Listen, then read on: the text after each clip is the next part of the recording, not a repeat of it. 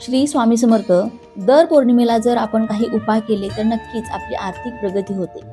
तर बघा, आज आहे वैशाख पौर्णिमा आणि हा उपाय आपण दर पौर्णिमेला केल्यास आपल्याला याचा खूप चांगला फायदा होतो. यासाठी आपल्याला कणकेचा एक दिवा बनवून घ्यायचा आहे. दिवा बनवत असताना त्यामध्ये मीठ न टाकता फक्त हळद टाकावी आणि असा हा दिवा बनवून घ्यावा.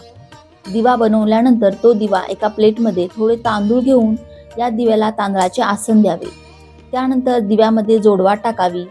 तूप किंवा तेल टाकून पौर्णिमेच्या संध्याकाळी 6 नंतर तुम्हाला हा दिवा आपल्या घराच्या मुख्य दरवाजाच्या बाहेर प्रज्वलित करायचा आहे. यामध्ये 5 लवंगा आणि चिमूटभर हळद टाकून ओम नमो भगवते वासुदेवाय नमः या मंत्राचा जप करावा. माता लक्ष्मीचा जप करावा. माता लक्ष्मीचे स्मरण करावे. दर पौर्णिमेला हा उपाय केल्याने आपली आर्थिक प्रगती होते. श्री स्वामी समर्थ.